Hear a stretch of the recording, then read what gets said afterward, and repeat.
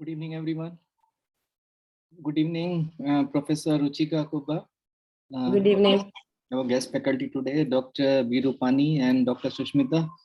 And good evening, madams. And our Vice President of Environmental and Occupational Delhi, Dr. Rajiv Kumar Jain, sir. So, madam, just let me introduce our association to you. We are Indian Association of Occupational Health, and in Delhi, we are the environment registered in the name of Environmental and Occupational Health, Delhi. So IAOH is a national body of ours, and it has got about 3,000 members now. And I'm the national secretary for Indian Association of Occupational Health, and for Delhi also I am secretary, and Dr. Rajiv Kumar Jain is our vice president, and we are joined live on YouTube also by our members. And all these recordings, they will be available on our YouTube channel, IGNOU DigiConnect webinar channel. So welcome you all, ma'am, for this important topic. And gradually people will join as panelists. And so this was our introduction, and for introduction to the participants, today is an important issue and important topic, since we had been continuing with our efforts to engage with our members and continue with our academic activities. So, madam, we have been conducting these webinars every Saturday 6:30 p.m.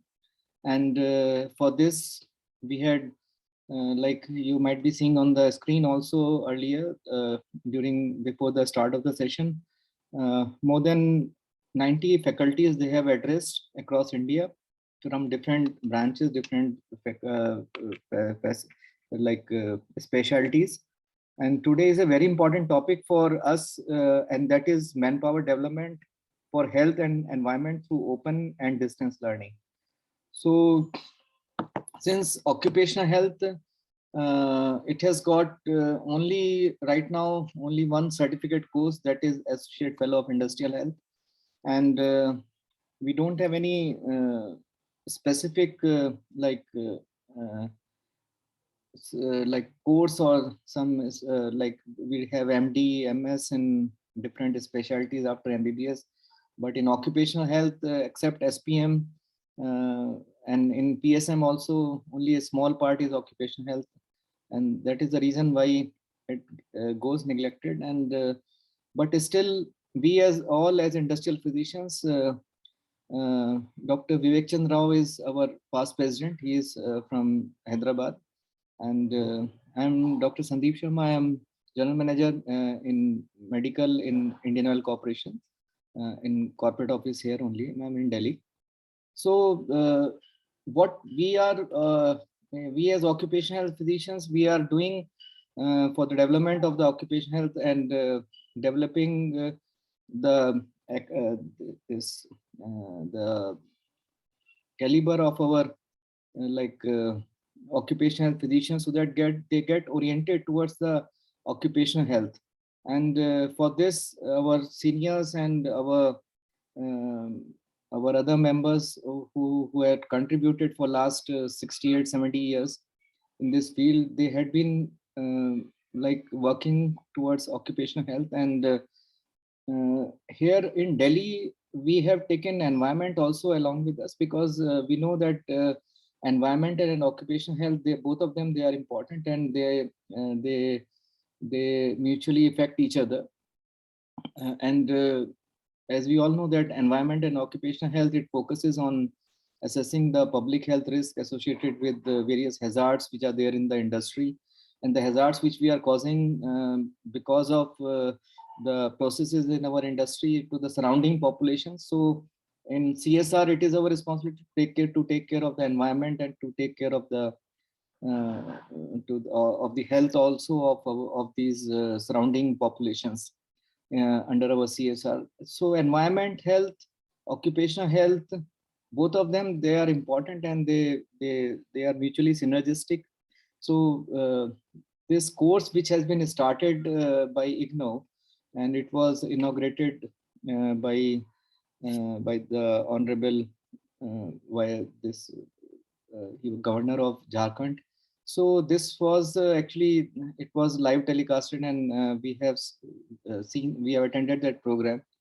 And one of our executive committee member, Dr. Viplav Jamatia, is also there. He has also told us earlier that some program will be launched for environment and occupational health. So our members, they also like want to know more about this program, since it is a online program. So during this COVID times also, they can just undergo this program, and since it is through Indira Gandhi National Open University, so it will help them to gain another qualification in their academics also, and that will help in getting many means non scientific people also, like those who are working as industrial hygienists in our organizations, or some supportive and other occupation health related staff which is there. So if they are aware of this environment and occupation health things, then they will be more focused and more like knowledgeable about maintaining occupational health in our respective organization. So with this and I would request Dr. Rajiv Kumar Jain sir also to say a few words before we formally introduce the faculty. Dr. Rajiv Kumar Jain sir.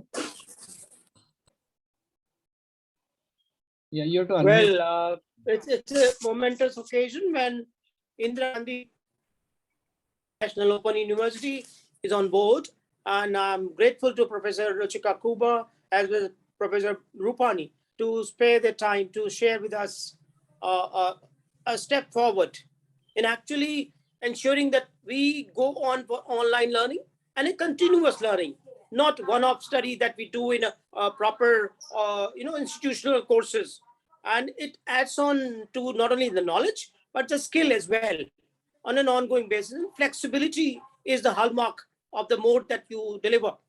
So we are anxiously awaiting the way that you plan to move it forward to scale up and ensure that occupational health and environmental health gets diffused within the health manpower in our country, across the industries, whether it's a large industry or a small industry. But on an ongoing basis, each individual gets the knowledge and the skill to deliver the care that our labor, our workforce requires for the days and years to come. As you know, the labor code is going to be implemented shortly. It will be all the more important for all the professionals as well as the managers to actually understand what are the implications and how to go about actually implementing and bring it at par with the global best standards. So we are awaiting your discourse and the knowledge that you would like to share from IGNOU. IGNOU is a leader not only in India in distance learning, but across developing world. So welcome Professor Ruchika Kuba and Professor Rupani, and of course Dr. Sushmita Bhaskar as well. Thank you, sir. So let me introduce the faculty today, especially Dr. Ruchika Kuba. She is a professor in the School of Health Sciences in the Indira Gandhi National Open University, and she has done her MBBS and MD in Preventive and Social Medicine from Lady Hardinge Medical College. And she has been working in IGNOU since past 27 years and has coordinated the planning and development and implementation of many programs for doctors, dentists, and other health functionaries in the area of health and environment offered through open and distance learning mode. The programs, they cover subjects of public health importance like occupational health, environmental, environment, CBRNE, disasters, medical management, geriatrics, maternal and child health, medical education, waste management, dentistry, patient safety, etc. And she has also initiated the coordinated many national and international projects of WHO, INMAS, DRDO, Ministry of Health and Family Welfare, Dental Council of India, UNDP, and GEF, etc. And she was a member of expert panel for syllabus of MD Geriatrics Medicine by MCI, and she has been an expert member of committees of various organizations like DST, NIST, Home Economics, and NATO, etc. And she has supervised many projects on occupational health, biomedical waste management, and patient safety, and chaired, presented papers in conferences, and published articles in reputed journals and books. So she will be speaking on manpower development for health and environment through open and distance learning. And Dr. Sushmita and Dr. Rupini, they will also be joining for along with that with her discourse. And the other speaker will be Dr. Rajiv Kumar Jain. As usual, he will be enlightening us about the COVID Epid updates, how the COVID situation is going on in India and abroad, so that we are well prepared in our respective industries. So over to you, Dr. Ruchika. Thank you very much, Dr. Sandeep. At the outset, first, I would like to thank IAOH Delhi branch for inviting me and also inviting my colleagues so that we can share, what IGNOU is doing. Already you have given a brief account of what has been done, and you have also heard and seen the inauguration. So of course, we will be speaking on very few courses today, though there are a large number of courses related to environment and health, but specifically those which are related to occupational health and related to the doctors.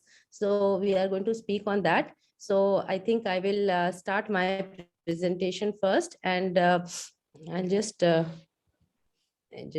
share my screen.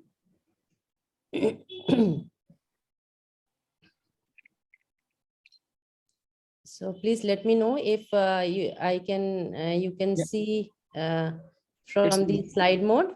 Yeah, it's there. Okay, thank you. So basically, I am going to talk about a very important program, which is also very close to the occupations that the people do, and a very, very recent pandemic which is happening. It is very closely related to that. And this is a program in which the IGNOU's role in training the health professionals, actually doctors, for CBRN. Actually, so that is chemical, biological, radiological, nuclear, and explosive disasters. And COVID is one of the biological disasters that we are facing. So we all know that there are these 5 types of disasters which do occur in the world, and they can be not just accidental but also intentional. And accidental, as you all know, that do occur in the occupational scenarios also. In many industries, so many accidents, chemical accidents, radiological accidents, and even nuclear accidents have occurred in the past. So but are we actually prepared to medically manage the casualties of these disasters? There are so many terminologies that we are many of us may not be actually aware of, like triage, QMRT, QRT, decorporation, incident command management, and canister changing. We did a need assessment for the training in the CBRNE, that is chemical, biological, radiological, and nuclear and explosive disasters. So we found that many of the training programs, if available in the country, are only for the armed personnels, and we basically have nil programs for the civilians. So there is a very dire need for the knowledge and skill enhancement for medical management for the intentional and accidental disasters through the CBRNE. In regard of this, IGNOU entered into a collaborative agreement or an MOU with INMAS DRDO, and there was an active support of Integrated Defense Services, the medical branch. And this all culminated into a certificate program of 6 months named the Postgraduate Certificate in Medical Management of CBRNE Disasters. Now, just a brief about IGNOU. If many of you may have heard the word IGNOU, but are you familiar with IGNOU? So this is the largest university in the world, established by an act of parliament in 1985. And the higher education through open and distance learning is its mandate. We have more than 257 programs on offer and more than 3.5 million students. Now, recently, it has got the NAC A++ accreditation, which very few universities have got. This is our School of Health Sciences, in which we have got various bachelor, PG diploma, and certificate programs for various categories of health professionals and paraprofessionals. Basically, the PG diploma programs all are catered only to the medical doctors, just like the PG certificate in medical management of CBRNE disasters. The rest of the programs are either catering to the nursing faculty, nursing personnel, or they are open to all health professionals and paraprofessionals with the basic 10+2 eligibility. Now, these are the various stakeholders who have been involved in the preparation of the program. So you can see practically any institution which is involved in CBRNE is there for the preparation of this program.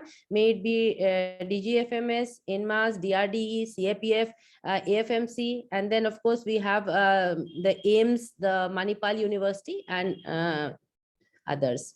Now, this is in general the advantages of a certified program through ODL, which is, common across all programs of IGNOU, whether we talk about CBRNE or we talk about occupational health.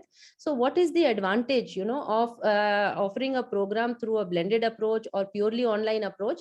We can do mass training of in-service candidates with a uniform curriculum and assessment system. So you do not need the person to be dislocated from his place of work or his place of living, and he can study at his own pace. So there is a lot of flexibility as to when you study, how much you study, and how much you can, when you can complete. And the training is very effective, even though it is through an open and distance learning mode, because the curriculum and the course material that is prepared is basically customized specifically for the program. We do have hands-on training skills for specific programs. For example, we have for this CBRNE program, we have a lot of technology which is integrated in teaching learning, and especially COVID has taught us a lot of technology now. And then we also believe in certification after a very vigorous assessment system, which is very different and very unique to an ODL system, which provides a certified program. Another important feather in the cap is that MCI, Medical Council of India, has allowed IGNOU to offer this particular program as a CME program through ODL. The target group is doctors, but they also must be Indian citizens. And it is a 6 months program, but as is there for all programs of IGNOU, the students can complete it with a flexibility of 2 years. So within 2 years, with the same registration fee and registration number, they can complete the program.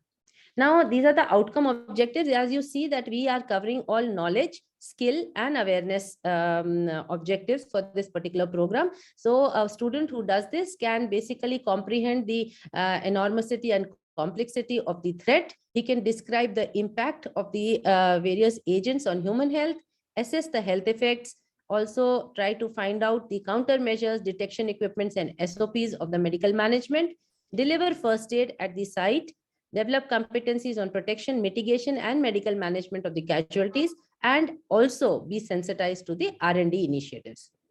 This is, in brief, the program design. We have 2 theory courses and 1 practical course. So in IGNOU, basically, we design everything as far as credits is concerned. And 1 credit is equal to 30 hours of learning. And the 30 hours of learning include reading the customized course material that has been provided, taking part in various online classes, doing certain assignments, maybe doing certain hands-on training, and also viewing various audios and videos.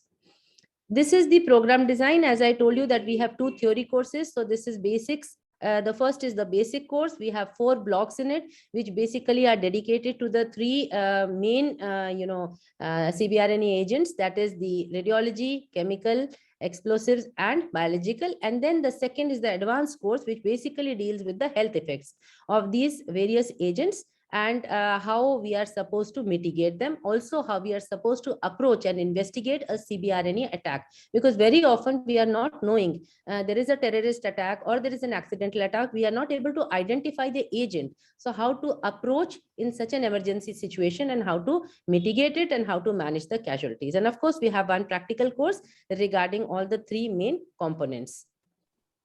Some of the core competencies that we teach in this particular program during the practical sessions is, for example, detection and control of spread of radioactive plume, NBC suit donning and doffing and canister change, identifying a hidden radiation source, cordoning and triage, air, water, and biological agent sampling, and detection of the chemical warfare agents. We have in every program of IGNOU, we have a package that we offer to the students, not just a course material. So as you can see, there are a lot of things in this package. So we have course material, we have online classes that we do take. We also have face-to-face classroom discussions, we have lab practicals, and we have field exercises or hands-on training in which we teach them. For example, you can see over here how they are supposed to wear the PPE, that is called the NBC suits for the CBRNE. We do have customized videos which are prepared and assignments, assignments and also term and examinations. This is an infrastructure for delivery of the program, those which are delivered through the blended approach. Of course, online is purely through the online portal that we have. But this is for the CBRNE program, which also has hands-on training. So we have got the centers which are called the learner support centers, where the training or hands-on takes place. And then we have regional centers, which are the administrative centers for IGNOU. We have one regional center, at least one regional center in each state. In the larger states, we have 2, sometimes even 3 regional centers. And these are basically centers which monitor and also support the learner support centers for administrative purposes. These are the 4 centers for training of CBRNE program, that is PGCMDM we call it. Its code is PGCMDM program. So we have in 3 aims, Rishikesh, Jodhpur and Bhopal, and 1 in NIMS. This is some of the eligibility of academic counselors. So you can see that basically they are all very equipped to train the students. They must be having some experience in CBRNE domain, or they must be postgraduate in the important departments like microbiology, PSM, radiology, forensic medicine to be able to take the classes. This is some glimpses of the dedicated web portal, or you can say a website for the program that we have prepared. This is a single platform where you find all the resources as well as announcement. This is the announcement page where the registration details can be seen, term and examination announcements are made, administrative support details are provided on this page. Then we have the course material soft copy which is provided. We have the assignments. We have recorded videos which the students can see anytime, anywhere. And then we also have the assessments, very stringent methods of assessment we are having. So pre and post lecture assessments are there. And then, of course, we also take a feedback, because we strongly believe that, teaching is a continuous improvement kind of a system which must be adopted. And of course, to reduce the distance, we have got a number of methods which we adopt. We have group emails, we have WhatsApp, and we have web portal where discussions can also take place. Evaluation is a very, very important component of all programs of IGNOU. We have normally separate theory and practical components are evaluated. And for each component, we have a internal assessment or a continuous assessment, and we have a term and assessment. And all the components have to be separately cleared for all courses across IGNOU. And the cutoff marks differ from program to program, because this is a program for doctors and it involves medical management of the casualties. So we have kept 50% as the pass percentage, and we do a very stringent examination of the practical, especially in which the external examiners are also invited, and only fixed number of students are taken per day for the examination. A certificate is awarded to all the successful students after assessment. This is a feedback and monitoring system which also is adopted for all programs, and we have a very stringent fund for this program. We involve a lot of stakeholders. All of the stakeholders which are involved in the program, may it be the program in charges, the alumni, officials of the university, or even sponsoring organizations. And all the procedures that are adopted are also multifocal, like you have semi-structured questionnaire, observation, informal discussions, and the modifications based on this feedback are made right from program structure down to the implementation model, evaluation system, and also the course content. So this is all about the program, and this is the IGNOU website, and this is the link which we can share in the chat box also. So this is the link. The admissions for this program are on. At present, the last date for admission is 31st January, but it is likely to be extended to the month of February. So you can all, access this. Filling of the form is totally online. Payment is also online, and you can choose any of the 4 centers that have been listed here. And this is my contact details. If you wish to learn further information regarding this particular program or the program which we are going to discuss after this, you can also email me, or you can call us. So email is the best option, because all the time you may not get the phone. And we would like that all of you should move towards effective mode of teaching and learning for the capacity building of health manpower of the country. So thank you very much for patient listening, and I would like to at this point of time say that because all of you are from different organizations in this very important, as Dr. Sandeep said, 3,000 members, all of you are there. We request that you should not only enroll yourself, but also try to get sponsorship for this program. We will be very happy. The fees for this program is only 5,500, and you can sponsor candidates, in which the candidates can apply themselves. You reimburse their fee, or you can give us the complete a block of 20-30 students, and the admission fee can be given together. So I think that's all, and if there's anything else that needs to be asked, then we can take the next this thing. I will introduce my colleagues. So Dr. Sandeep, is that okay? Should I continue and introduce I just my wanted colleague? to ask one question, ma'am, from you. Like, Yes. I've gone through the list of programs which IGNOU is conducting. Actually, in industries, what we are facing, there is shortage of manpower, and then also there is shortage of qualified manpower.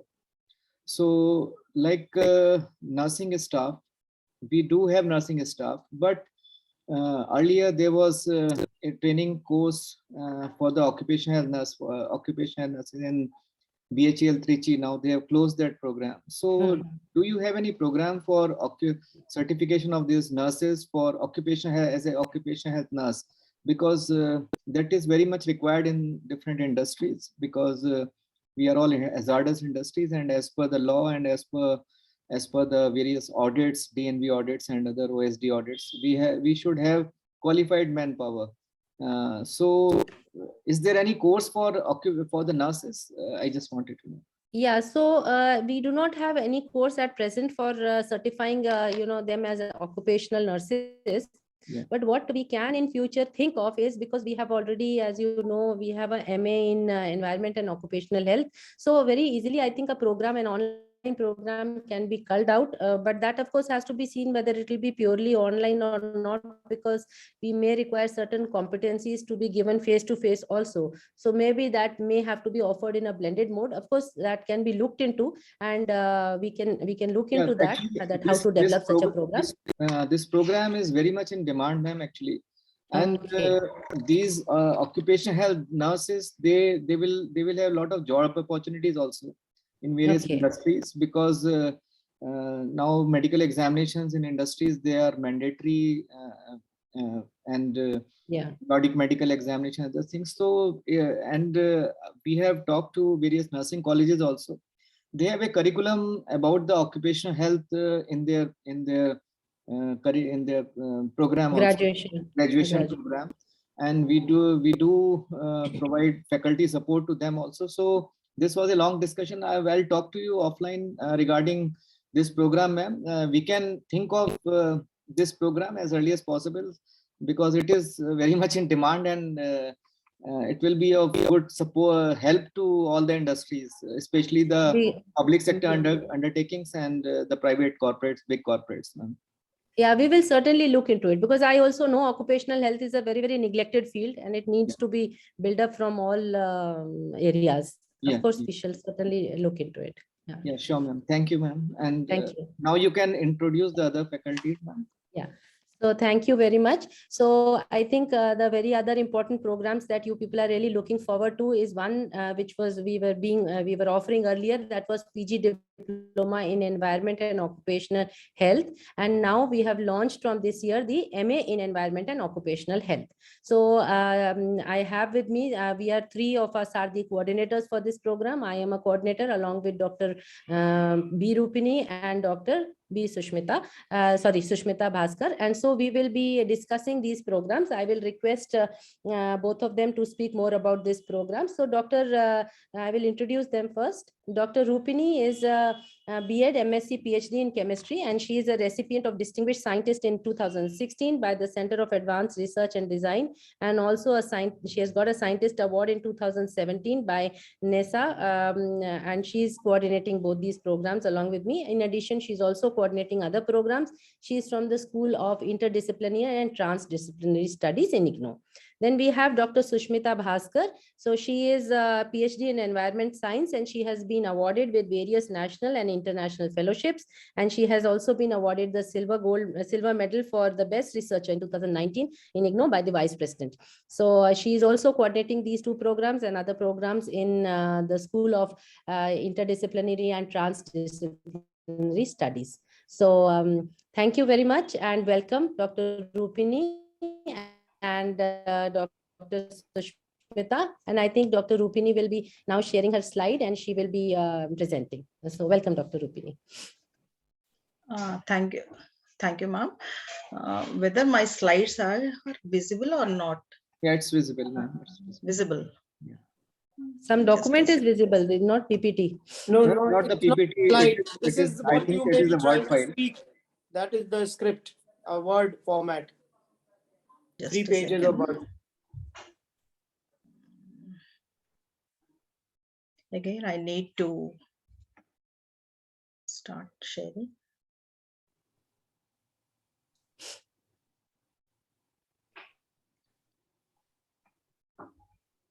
Dr. Sushmita, if you are able to share. Oh, you want me to share? Yeah, please. Okay, 1 minute. Just a second. Another thing which is very important, ma'am, like all these courses, they can be done by the employees while they are in service and they don't have to Yes. leave the workplace. That is more important Yes, because yes, that is there for all our programs. They are all geared towards in-service because personnel. management also they want people to be there at the workplace rather Yeah. than giving 1 month or 2 months or 6 months leave for attending the programs. So that will be a great help and it will go a long way with our association. Even the hands-on training, we try to keep it, in and around the institution only. Like you're talking about the occupational nurse program, it can be also some part of it can be done in their own industries itself. Yeah, And then sure. we can design the program in that way. Yeah. Yes. Okay. So now it is, am I audible? Yeah, you're audible Yeah, and yeah. the slides are being seen. You can start. Okay. Thank you, Dr. Sushmita, and also the entire team of AEOHD and Dr. Sandeep ji, and then Dr. Gajendra Kumar and Dr. Shivang Vashishta, and those who have invited us for this webinar series. And also already Professor Ruchika Kuba, she has already given introduction about the IGNOU. So there is no need to go for to introduce again. So is there any echo? No, there is some No, background okay. sound. Okay. Okay. So just I want to give a brief introduction about this IGNOU because the Ministry of Education has assigned major responsibility to IGNOU for implementation of NAP 2020. So the Ministry of Skill Development and also Entrepreneurship, they have collaborated with IGNOU as a knowledge partner under the World Bank project Sankalp also. So there are 67 regional centers are there, and then 2000 learner support centers are also there, and 20 overseas institutions. So this is an additional information about IGNOU. And also in School of Interdisciplinary and Transdisciplinary Studies, Indira Gandhi National Open University has launched the MA in Environmental and Occupational Health program. So this is the academic program is first of its kind, and also the program mainly aims at various concepts which are related to the general environment and environment at the workplace. And you people are doctors, and then you must be better know about the environmental impacts on the human health and the economic burden that also expressed not only in cost of treatment but also in quantifying the loss of productivity and expected learning outcomes, as well as the transferable skills of environmental and occupational health professions. They have to design and execute the feasible plan to address gaps in the state of knowledge in environment and occupational health. Especially we have some information about there is a gap of environmental and occupational health, even though they are interlinked with each other. And this program we have designed and developed not only to fulfill the gap of this educational area, but also to fulfill the sustainable development goals. That is especially the third sustainable development goal, that is a health and well-being. But also other SDGs are also there. They are directly impact health, particularly SDG 9, that is a innovation, and 10, that is a reduce the inequalities, and also the climate action and the partnership in both developed as well as the developing countries. And then particularly health in all approach, which is devised by the World Health Organization for the better education of girls. And then there is a goal 4, and also the maternal health improvement, that is a goal 3.1. And also the tackling of the child malnourishment, that is a goal of 2.2. So these things, the safe water and then child health, so these are more important. So keeping all these aspects, so we have designed the master in environmental and occupational health. So the main details of this program are this is the master's program, and the medium of instruction is English, and the duration of the program we have kept it for the minimum of 2 years as well as the maximum of 4 years. So because we have to follow the UGC guidelines. So the target group is graduation from any discipline, because there are no practical component especially. So many students and then queries we have received so far, because they are working in the industries. So they want to have, because if we have the science component, if we want to have the only science graduates, it is very difficult to enter into this stream. So that is why graduation from any discipline we have kept it. And also professionals, those who are working for this one, they also can have this program. And also employees from CPCB and then civil servants and the states as well as the central governments also can join this program, especially those who want to pursue the industrial health and then safety. This program is very much useful for them. And then this program, especially there are 7 core areas, and then you must be knowing about this one. And then that is a toxicity, exposure, dose response, and then individual susceptibility. And on the basis of this, the risk benefits and the environmental justice, and then community resources and action. So these 7 core components have been identified and then equally justified in this program. So there are, in the first year especially, there are 6 core courses, and then 4 electives are there. The student needs to complete the 6 core courses as well as the 3 electives out of 4. So that the student in first year have to complete 9 courses in total.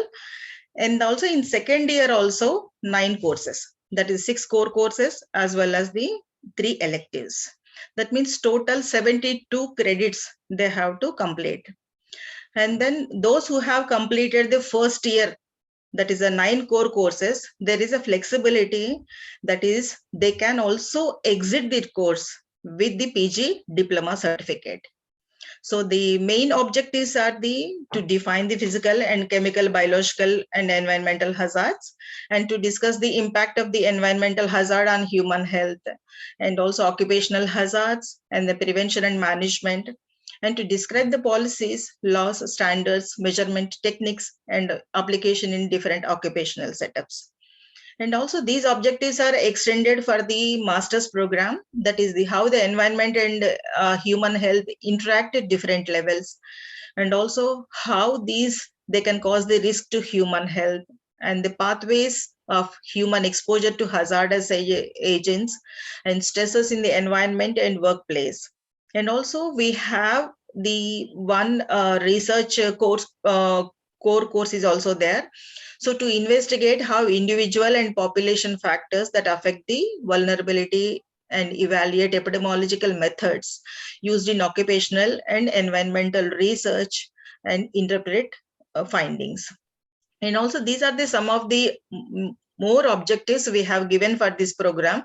So these are also the learning outcomes. That means after completion of this program, these people are the any stakeholder can equip with this type of objectives, and also they are able to sustain for these environmental hazards, and also they can also work in any of the industries, because every industries have their own technologies, their own hazards. So these objectives are generally we have made so that any professional or doctors, nurses, paramedical graduates also in any of the occupational sectors, they can have this program. And also the faculty research as well as students in the universities, and also the environmental management and occupational health safety, those who are working in the sector also, they're definitely highly benefited with this program.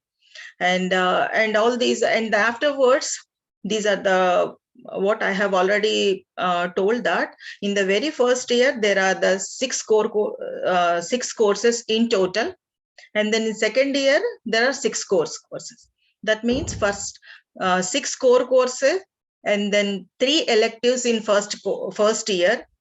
They have, if suppose they have completed that one, they can get the postgraduate diploma. And then in overall 12 core courses they need to complete to get the master's certificate, including a project. So the project is also, that is we have given 11 areas of expertise in the project manual, and then they can also frame the synopsis, get it done, approved by the regional centers. So the very first course is the introduction to the environmental health. So I don't want to go into the details of this one. Blocks environment and ecology, air, water and soil pollution, noise, radiation, solid waste, and environmental health monitoring. So these things we will discuss in the very first course. And in the second course, that is the environmental and occupational hazards, that is the natural hazards we have dealt, and also environmental hazards, occupational hazards in different occupations we have taken up as a case studies, and also the management of natural hazards, environmental hazards, and also the occupational hazards of the different occupations we have taken up. And the third course is the environmental law and then management. So environmental acts and then awareness responsibility, environmental management techniques, and also environmental standards we have taken up in this course. And in the fourth course, that is the environmental toxicology. That is also one of the core areas of the environmental and occupational health, what we have seen in the second slide. So the introduction to toxicology, ecotoxicology, and environmental toxicity, risk assessment, and environmental cytotoxicity and genotoxicity, we have clearly explained in this course. And in fifth course, that is occupational health and safety. And basics of health we have discussed over here, and then emergency, disaster preparedness, and management in industrial setting, and occupational safety and management, and recording a notification and research methodology, what we have discussed. And this research methodology is very much useful for this conducting of this project work. And the next one is the sixth core course is the project. That is the 11 areas we have given. The student can select any of the project, depends upon their expertise. So they can go for the project work. And the next, there are 4 electives are there. The very first electives is environmental impact assessment for environmental health. Here we have dealt with the environmental impact assessment, the introduction, and then air, water quality, and the socioeconomic impact analysis, and also noise, energy, and vegetation impact analysis, and framework for the environmental assessment. These things we have dealt in detail. And the next elective is healthcare sector. That is a biological hazards, chemical and allergic hazards, and physical hazards, psychosocial, and awareness and responsibility. These things we have dealt with. And the third elective is the agriculture and allied sector. In that, we have discussed agricultural pollution and livestock and aquaculture pollution, sustainable agricultural management, challenges to agricultural and environmental health. And the fourth elective is industrial sector. We have taken some industries, that is the textile, mining, pesticide and tanning industries, and automobiles, paint, pharmaceutical, personal care products, and construction and other industries, and industrial risk assessment and safety acts, and industrial safety management. These things also we have covered clearly. And then out of these 6 plus 4, 10 courses, the student need to complete 6 core courses as well as the 3 electives out of 4. So once these courses are completed in the very first year, if student wish to exit the program, then they will get the postgraduate diploma. And this is the part of the first year. So now I would like to request Dr. Sushmita Bhaskar to explain about the second year courses. Dr. Sushmita. A very good evening to you all. And as I'm associated with Professor Ruchika ma'am and Professor Rupini ma'am for this course on PG Diploma in Environmental and Occupational Health and the Postgraduate Diploma in Environmental and Occupational Health. To add on to this, we also, along with the MA EOH program, we launched this PGDEOH program in online mode on the 13th of January, so that those we are able to attend to those students, even those who are abroad. It is launched internationally, that they can also take up this postgraduate diploma program through the online mode. Now, as Dr. Rupani rightly explained, all the courses that were there in the first year of the PGDEOH and the MA program, this will be dealing with the second year courses of the MA program. So in the second year, again, there are 6 core courses, and then there are the 3 electives which the learner needs to take in order to complete the program. So the first core course is gender issues in work, employment and productivity. And the first block deals with the gender issues in work, then the women's contribution to national income, and gender and the labor markets. The second core course includes the disaster management. Now, the first block will deal with the disaster preparedness and mitigation. The second block deals with risk assessment and vulnerability. The third block deals with the disaster medical management. And the fourth block deals with agencies in the government and the national disaster preparedness. The third core course includes the sustainable natural resource management. Now, in this, we talk about the natural resources, all the natural resources, then the biotic resources, energy resources, which are very important, and the natural resource conservation and the management. The fourth course in the MA program includes the safety philosophy and principles of accident prevention. In this, the first block introduces the learners to the introduction to industrial safety, the introduction to industrial safety engineering, introduction to industrial safety management, and the industrial accidents and its prevention. Then the next course involves the disaster medicine. Now here, this is a detailed course on the disaster medicine, like the understanding and overview of the same, epidemiological study of disasters, the prevention of risk, then the medical preparedness plan, logistic management, and again all the things like, for example, psychological rehabilitation, the medical and health response to the different type of disasters, community health management, and so on. So all these are included in the disaster medicine course. Then the next course includes the global climate change, and here we give an introduction to the global climate change. The second block involves global climate change past and the future climate. The third block involves the impacts of the climate change, and the fourth block deals with the response strategies to climate change. The next course involves the fundamentals of the mental health. The first block deals with the concepts of mind, because we thought that the mental health, and this is also very important. It should be a very important component in this program. The first block deals with the concept of mind. The second block deals with the schools of psychology. The third and the fourth deals with the normality and abnormality, and the family, culture, and the issues that are involved in mental health. Then we have a course on globalization, environment, and development. And here we are dealing with the various components that are involving the global concerns, then the global responses, global movements and experiences, and also emerging concerns, all in relation to the environmental issues and the challenges. Then we have a course on the introduction to geoinformatics. This involves the various blocks involving overview of geoinformatics, then the concepts of the geospatial data, the basics of mapping, and the scope and applications of the geoinformatics. Next, we have a course on gender issues in agriculture, rural livelihoods, and natural resource management. Here, the various blocks are dealing with the issues in the agriculture and the rural livelihoods. For example, gender and the crop agriculture, gender and livestock and natural resource management, gender and the fishery sector, and so on. Then at IGNOU, we have this instructional system which is involving the multimedia approach. So we are involved in the audio visual programs, like we have the interactive radio counseling programs that are conducted for the students. Then we have the Gyan Darshan and the Gyan Darshan, which involves those videos which are recorded for the program, which are telecast on everyday basis according to the different program.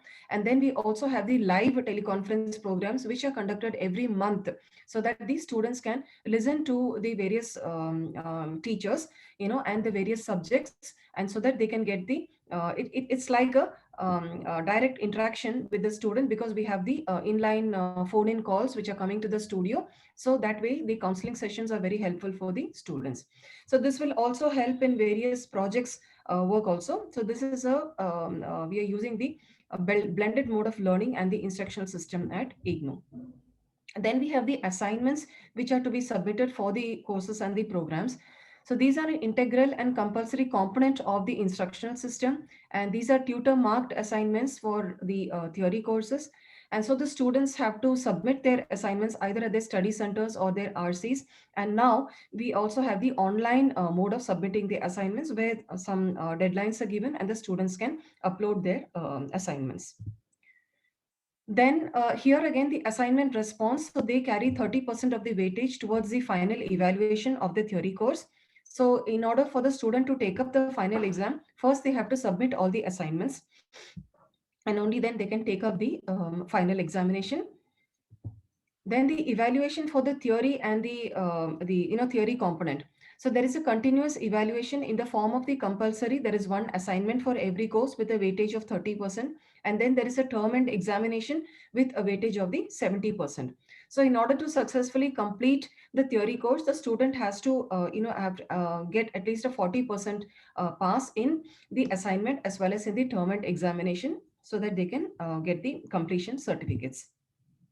Now in the project work also, there is a Viva OC and the dissertation that has to be submitted, or the project report that has to be submitted by the learner. So here again, the project work will carry 70% weightage, and then 30% is given for the Viva OC.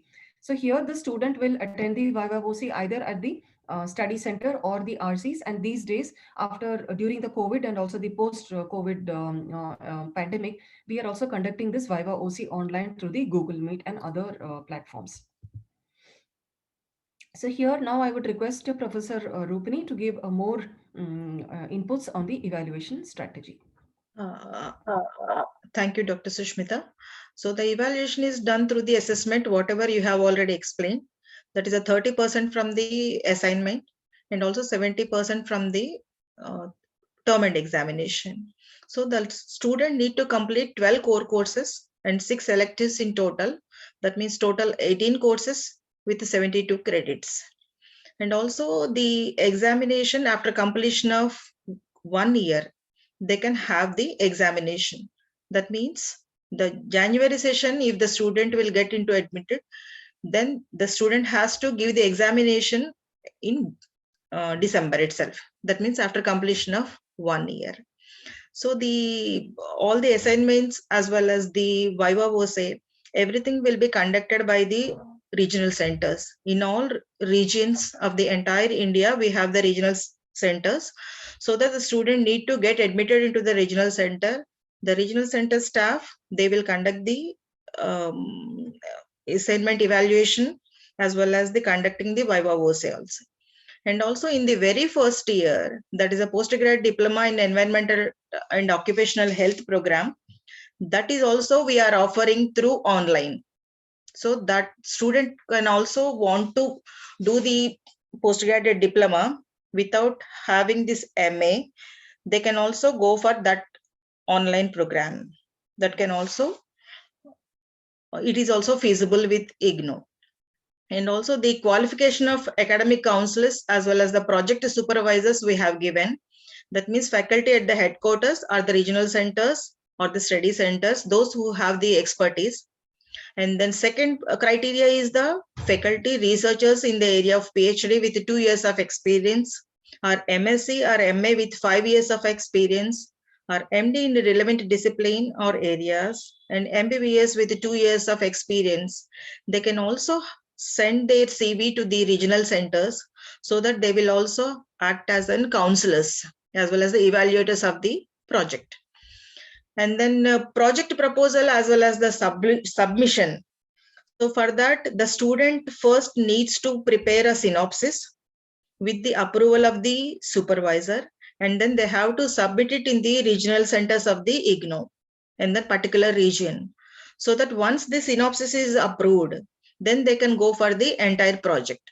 After completion of the project, the student needs to submit the project report at the regional center, and the regional centers, they will evaluate and then they will conduct the viva voce. So everything will be evaluated with proper guidelines also, and then it is very stringent process. It is not an easy task to complete the project. So that this research skills of the students can be evaluated. So this is the admission link will be given over here. The student can go to this one and also can join either PG diploma of the online program or otherwise master's program.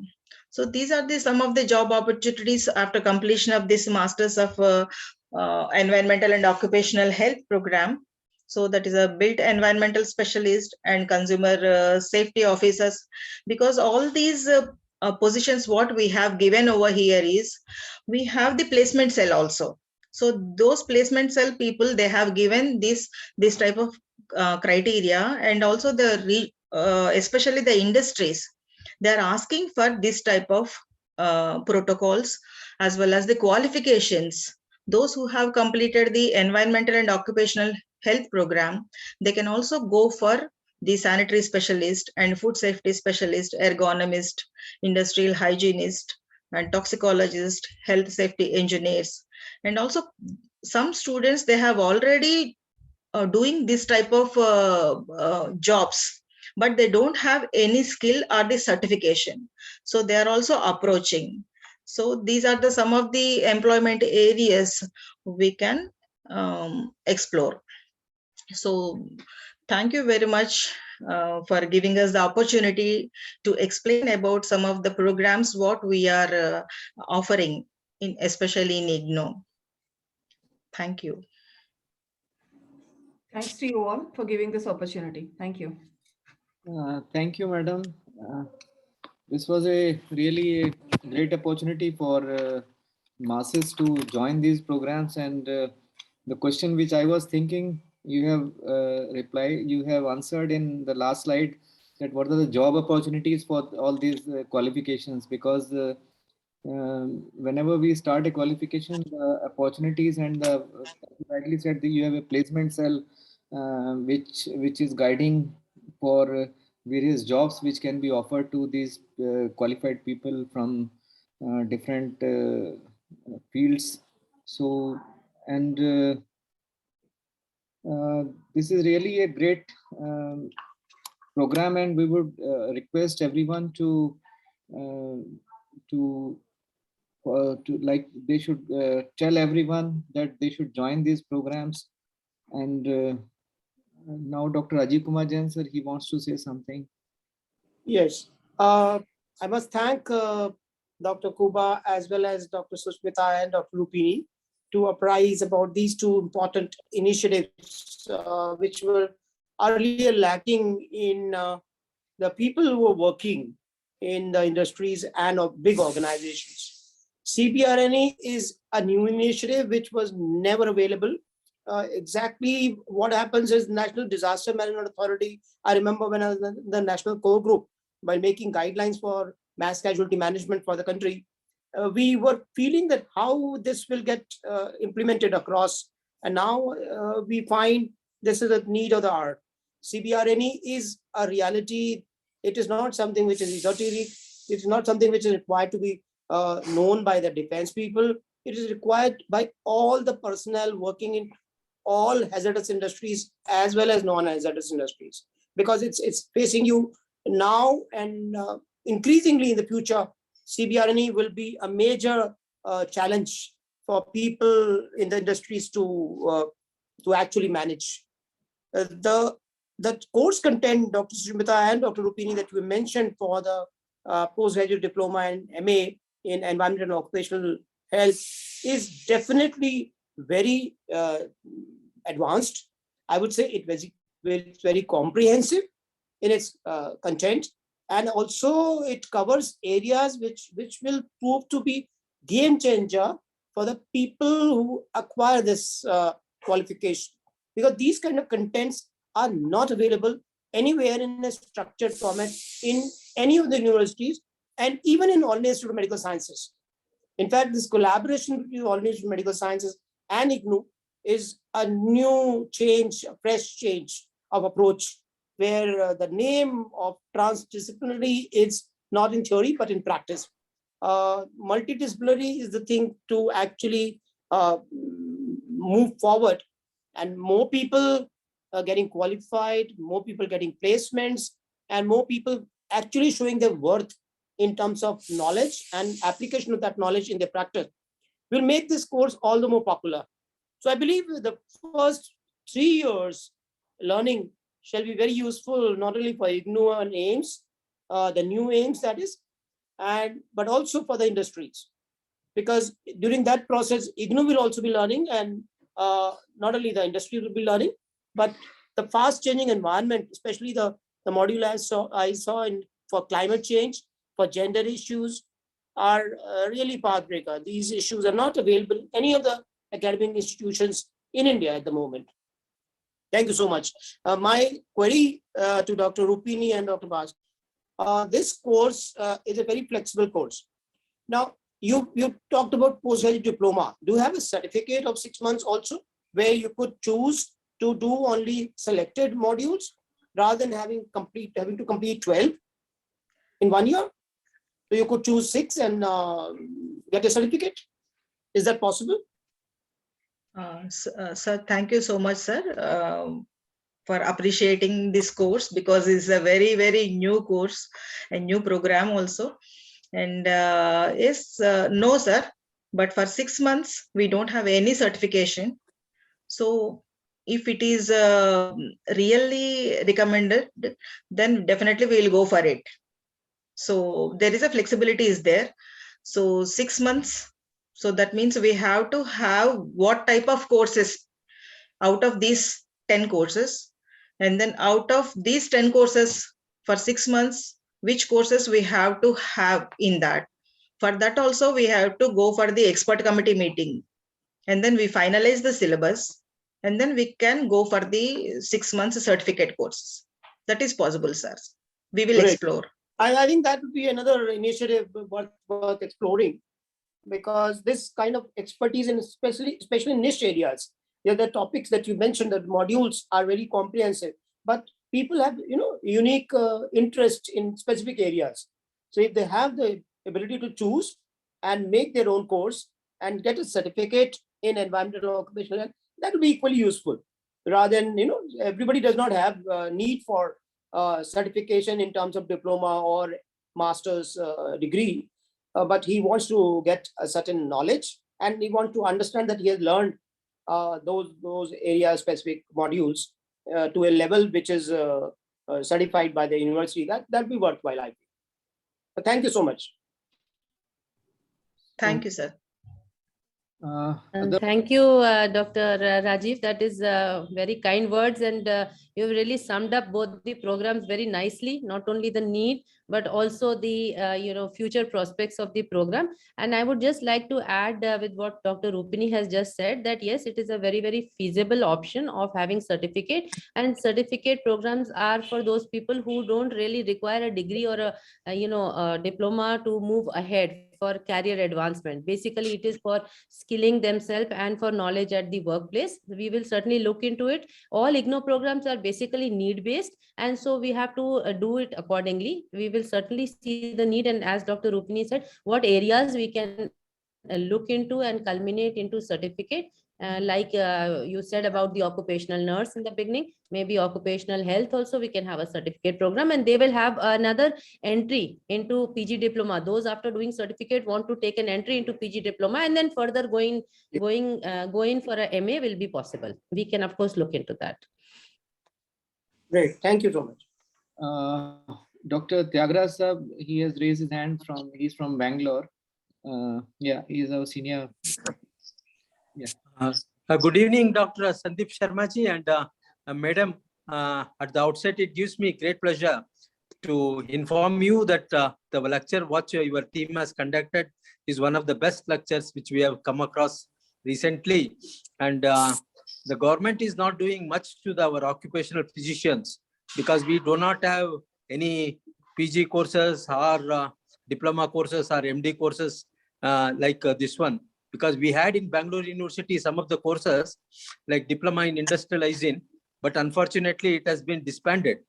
Then now we have done our PG courses in Chidambaram University, where that is an online course, open university. 5 days they conduct this meeting. They will conduct the classes 5 days before the examination, and we have to write that. It is a wonderful lecture, madam. You have come across very good, and it is surpassed all the benchmarks and road marks of the criteria. Thank you very much, madam. Please keep it up and enlighten us like this if there is anything. Thank you, Dr. Sandeep Sharmaji. You have arranged one of the best lectures. Thank you very much. Thank you. Thank you, Dr. Tyagara sir. Madam, there are certain questions in the Q&A box from Dr. Manivelan. He is asking, will these courses be approved by the respective statutory bodies? And is there any collaboration with National Medical Commission, that is NMC? Yeah, there is any equivalent course of MBBS. This is, I think, for occupational health they are talking about. So not at present, but yes, we are thinking about it. Any postgraduate diploma in medicine at your IGNOU, we do have postgraduate diploma. As I told you, we have on maternal and child health, we have on geriatric medicine, and we also have one in HIV medicine. We have, these are exclusively for MBBS doctors. Then we have one course of PG diploma in hospital and health management. That is open course, not just restricted to doctors. We also have other graduates who join this program. Now, as far as the NMC is concerned and the statutory body is concerned, I would like to just tell you that because these are courses through the blended mode or through open and distance learning, they are catering to in-service people. They are not full-time courses. And so we are not aiming to get them as added qualification. So they will not be useful for your career advancement, but they will be useful for your work place enhancement of your skills and knowledge. And that is why MCI has recognized them as skill-based courses, as continuing medical education courses.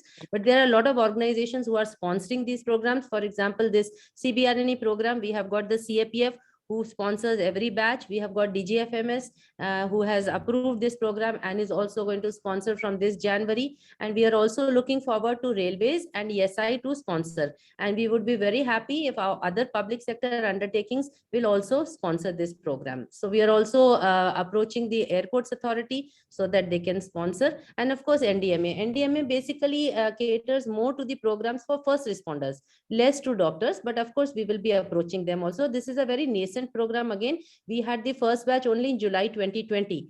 And since then, already we have got 2 major sponsorships from CAPF and from DGFMS. We hope to get more. Yeah, next this thing is labor codes, nothing is going to be enforced or implemented. Any input from the Ministry of Labor and Skill Development, Government of India. I think we need to approach, and I think with your association, it will be really nice if this IAOH is able to form a link between the Labor Ministry and IGNOU to help us formulate this into, a structured, recognized program in which we probably will also get some sponsorship and recognition. Yeah. Dr. Mrs. Kamala Patia, she is our Vice President, and she is Head of the Medical Services at NHPC. So, Madam. Thank you, Dr. Sandeep. Thank you, Dr. Jain. Thank you, Dr. Kuba. I think it was the need of the hour for in my organization. It is very important that we get IMS certification, which includes OSAS. So where we need to get these occupational health certifications. So this will be very helpful. So I just wanted to know if we sponsor doctors, what is the volume you would be able to take in one batch? Ma'am, we have no restriction in IGNOU as far as volume is concerned. Okay. Because if you, for the medical, are you talking about the occupational health or are you talking about the CBRNE program? Both. CBRNE program so CBRNE definitely it will be helpful for disaster managements and all. So ma'am, because CBRNE program is basically a hands-on training program. So we have to have a fixed counselor or trainer ratio along with the students. So in each of the centers, we have 30 students that intake is there, but there is no bar because the number of centers can be increased.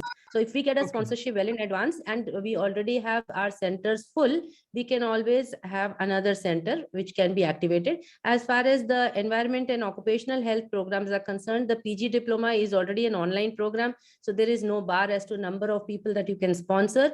And the MA program, again, there is no hands-on, so there is no fixed ratio. You can sponsor any number of people. Do the students need to visit like in the CPNRE program?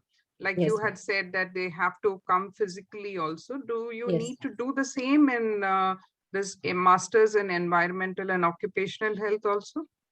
No, ma'am. No, ma'am. Dr. Rupini, would you like to answer that? Yeah, if you would like. No need, ma'am. No need, ma'am. There is a general admission link is there. So for in each and every region, they have the regional centers. Through the regional centers, the student can access the admission portal. So that those regional centers are the actually facilitators. Okay, fine. Okay, ma'am. I think you have answered my question. Thank you very much. Thank you, Dr. Sharma, for I think calling Dr. Kuba for giving us preview of this whole course. If you hadn't given us information about this, I think we would have been ignorant of the whole course. Thank you very much. Thank you. And I think I would like to request Dr. Sandeep, we will also be sharing the information regarding our other programs for doctors. Like I told you, the geriatric medicine program is there and the MCH is there. So we can share the brochures and other information, and whoever would like to join any of these programs, they are welcome to join. Yeah, sure, ma'am. Dr. Prakash, he has raised his hand. He wants to talk.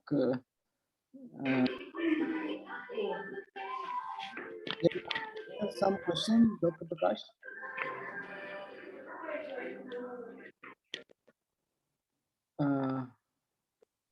I think there is some background noise with him.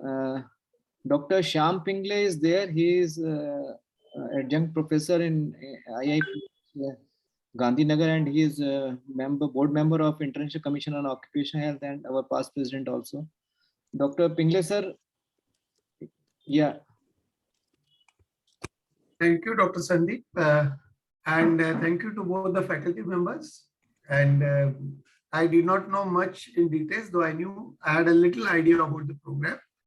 So it was very nice to know.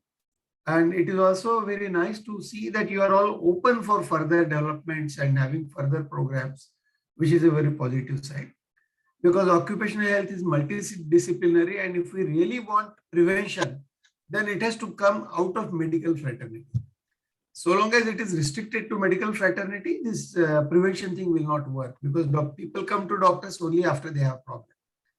And for that purpose, the workforce that you are raising, the qualified people that are getting to prepared by this will be definitely useful.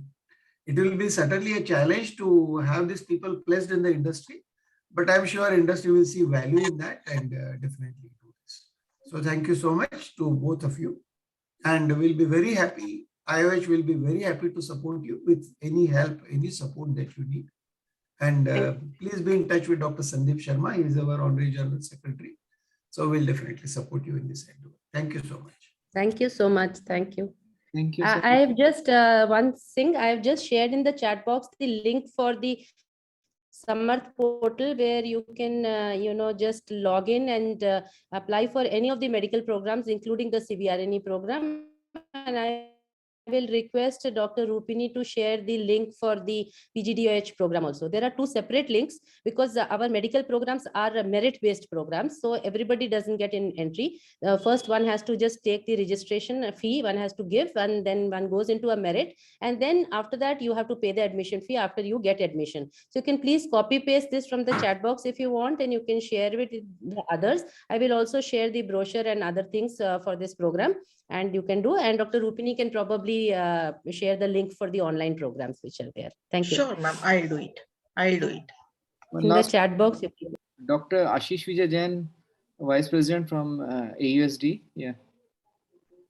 Dr. Ashish, you have to unmute and ask. Yeah. Yeah.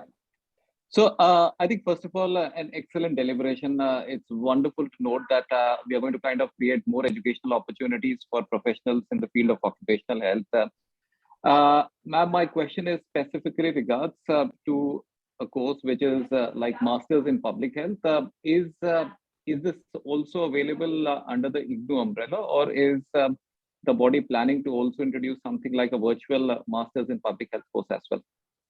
Yeah, at present we don't have an MPH, but we are planning. But programs of this kind, in which we customize the whole program and actually prepare it with the help of experts all over the country, takes little time.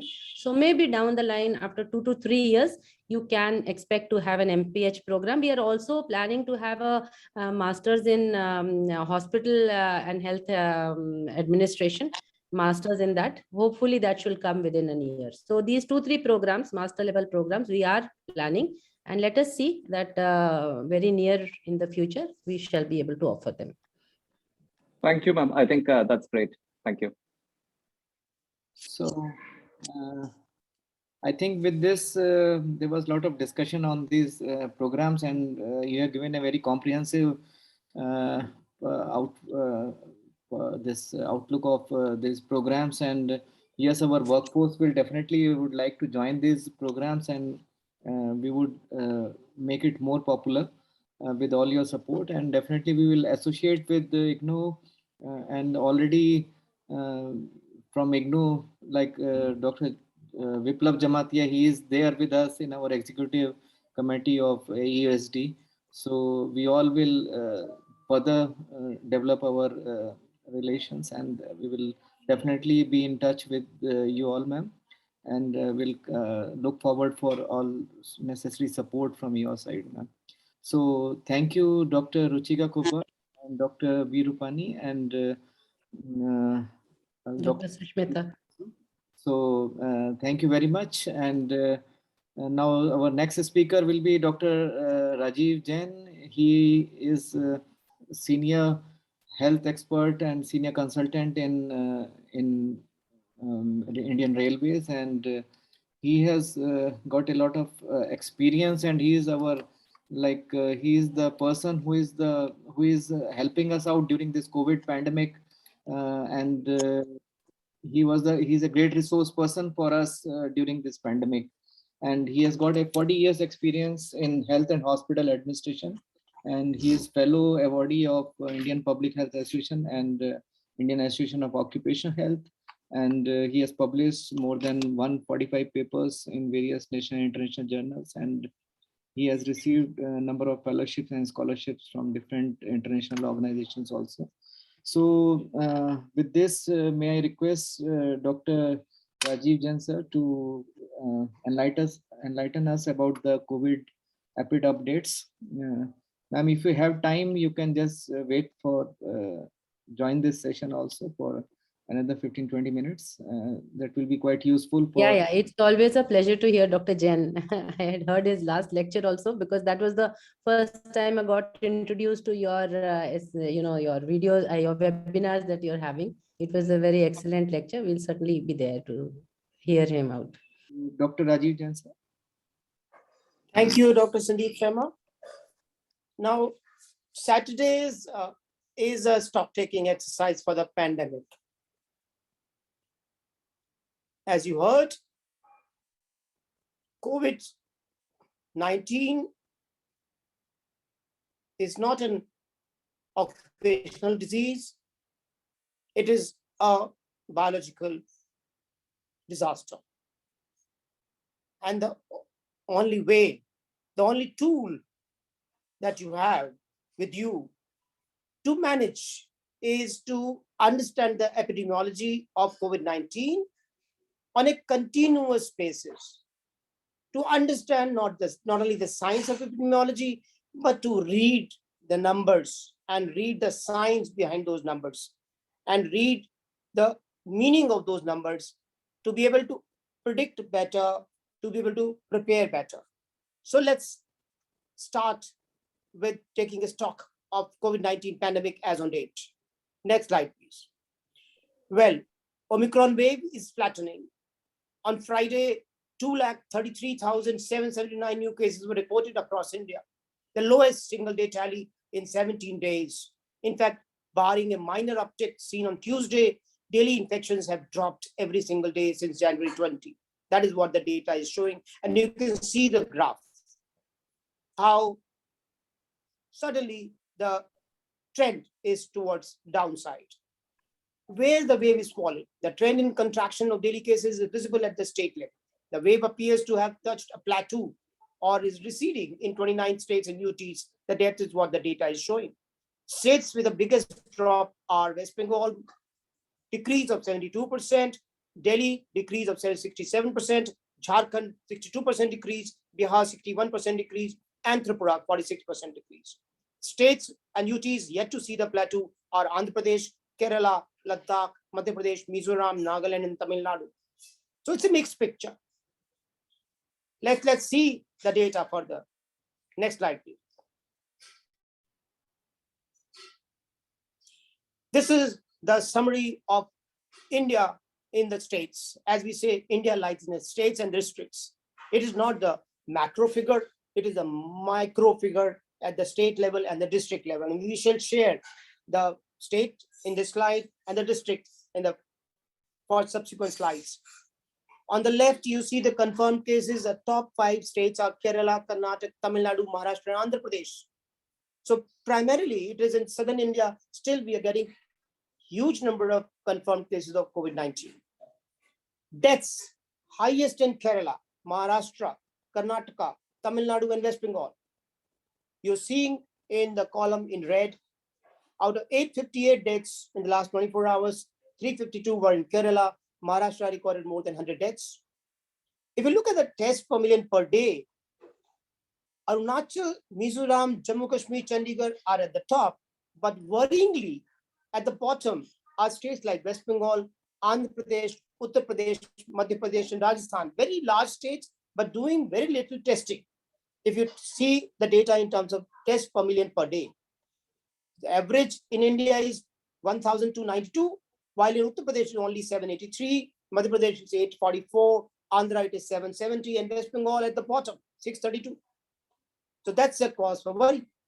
7-day average test positivity rate in India averages 16.8, but look at Kerala, it is 46.7, Pondicherry 38.2, and Goa is 35, and Andhra Pradesh is 31. If you look at the growth of active cases, you see the positive in Andhra Pradesh, Nagaland, Kerala, Mizoram, Telangana, Meghalaya, and Manipur, which is pretty high. Average India is minus 0.7, Andhra Pradesh is 8.56, Nagaland 5.99, Kerala is 5.95. So on one hand, you have decrease in the number of cases, number of states, but you have substantial number of states where it is increasing and increasing fast. So it's a mixed picture. Overall picture may seem to be going down, but there is cause for worry in some of the states. But real worry will be in the districts. Next slide, please. This is the list of districts showing state-wise where the test positivity rate in the last 7 days was more than 10% in 7 days. Andaman Nicobar, South Andaman is 26.9, Nicobar is 19. Andhra Pradesh, look at the number of districts and look at Chittoor, 46.9%, East Godavari 43%, and Visakhapatnam 39, Nellore is 38. So huge number of districts with very high test positivity rate. Arunachal is showing number of districts and highest in India is Dibang Valley, 72.2. Kamle district is 60.0. Lower Subansiri is 43.75. Changlang is 43.65. So huge number of districts in Arunachal are showing very, very high test positivity rate for the last 7 days. Next slide, please. Now we come to Assam, Bihar, Chandigarh, and Chhattisgarh. If you look at Assam, the entire state, the district after district is showing more than 10%. The highest is in Chardev is 50.59. Kamrup Metro is 36.04. Bihar, Patna is 13.3. Chandigarh, it is 21.5. And Chhattisgarh, Durg, Kondagaon, and Raipur are all showing more than 20% test positivity rate. Next slide, please. Look at the districts of Delhi, Goa, Gujarat, and Haryana. And district-wise test positivity rate is in extreme right. So you are seeing South Delhi 21.44 in the last 7 days. Goa, it is 42.92. And remember, Goa is going for elections shortly. And Goa, North Goa, South Goa, both are more than 35%. Gujarat, if you look at Vadodara, it is 32.85. Ahmedabad is 29.83. Rajkot 20.56. Substantial number of districts in Gujarat are showing very high test positivity rate. Haryana, Charkhi Dadri 47.51, Yamunanagar 38.3, Faridabad 38.3, Hisar 36.6. So number of districts, even in Haryana, are showing very, very high test positivity rate. Next slide, please. Himachal, you seeing Lahaul and Spiti, which has broken all records, 84.4%. Consistently, it is the highest test positivity rate is seen in Lahaul Spiti district of Himachal in the country. It is the tourists which are bringing and now spreading all across. Bilaspur 39.27, Sirmaur 38.13%. Jammu Kashmir, you see Jammu is 17 and Badgaon, Srinagar 13. Jharkhand also has 2 districts which are more than 10%. Karnataka, if you look at districts after district, all the districts of Karnataka are showing more than 10%. And district-wise test positivity rate is visible to you. Now, Mysore is 36.83, Tumkur is 34.89, Mandya is 32.51, Bangalore rural is 29.83, Chakkabagalpura is 28.78. So you have huge number of districts with very high test positivity rates. Next slide. Now we go to Kerala, Ladakh, and Madhya Pradesh. Kerala, Ernakulam is showing 56.75, Kottayam is showing 51, and Idukki is showing 50%. Thiruvananthapuram is showing 50.49. Imagine 4 important districts showing more than 50% test positivity rates. So it's spreading like wildfire. Ladakh, both the district, Leh Ladakh and Kargil are showing more than 10% positivity rate. Madhya Pradesh, huge number of districts with more than 10%, and Bhopal itself, the capital, is showing 28.69, Shahdol 28.03, Khargone 25.7, Indore is 25.02. So it's spreading across from urban to semi-urban to rural areas. That is the current picture. Next slide, please. Maharashtra, if you see the list of districts, Nagpur is 44, Gadchiroli is 44.7, Pune is 39.6, Nasik 38, Wasim is 38, Aurangabad 36. So very high test positivity rate across districts in Maharashtra as well. Manipur, If you see, Tengunupal is 38.17, Imphal East is 26.87. Next slide, please. It is Meghalaya, Mizoram, Nagaland, Odisha, and Pondicherry. You look at districts after district showing very high test positivity rate. If you look at Nagaland, 37.5 in Tuensang district. Mizoram, Aizawl is showing 36.41. Meghalaya, West Garo Hills is showing 20.09. Odisha, Khurda is 29.11. Sundargarh is 20.58. Pondicherry itself is showing 42.42. Karaikal is 35.33. Next slide, please. Punjab, Rajasthan, and Sikkim. Punjab also going for elections. SAS Nagar is 31.9, Bathinda is 25.07, Roopnagar is 24.05. Rajasthan, Dungarpur is 51.1, Bundi is 49.49, Udaipur is 34.02. Sikkim, East District is 32.81 and South District is 27.08. Next slide, please. Tamil Nadu, the entire Tamil Nadu is showing very, very high test positivity rate. Ranipet is 45.27, Krishnagiri is 42.82, and Tenkasi is 40.48. Tanjavur is 31.75. If you look at the test positivity rate, is definitely indicative of huge wave of transmission in Tamil Nadu at the moment. Tripura, West Tripura is 14.71, Uttar Pradesh, Gautam Budh Nagar is 25.77, Muzaffarnagar is 19.67, Lucknow is 16.8. Again, a state going for elections. Next slide, please. This is Uttarakhand and West Bengal. Uttarakhand, Nainital is 29.93. Again, a state going for elections, assembly elections. West Bengal, if you see, Kalimpong is 36.9, Malda is 26.48, Birbhum is 23.22, Kolkata is 22.17.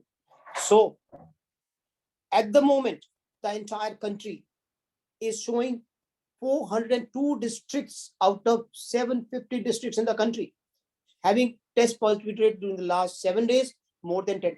402 districts showing test positivity rate more than 10%.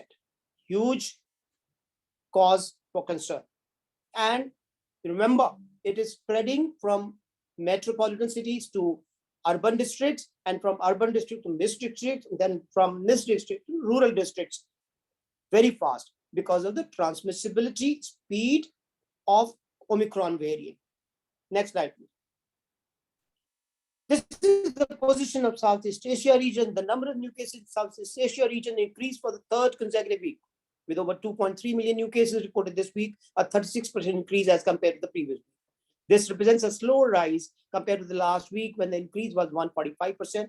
6 out of 10 countries in the region reported an increase greater than 20% in the number of new weekly cases, with the largest increase reported from Bhutan with 390% increase, Bangladesh with 181% increase, and Indonesia 170% increase. The highest number of new cases were reported from India with 33% increase, Bangladesh with 181% increase, and Nepal with 168% increase. The number of new deaths in the region increased by 44% as compared to the previous week, with over 3,700 new deaths reported. The highest number of new deaths were reported from India, 3,343 new deaths, a 47% increase. Thailand, 107 new deaths with 7% increase, and Sri Lanka, 88 new deaths with position similar to the previous week. And you can see the graph of the pandemic, the third wave of Southeast Asia region is visible on the extreme right.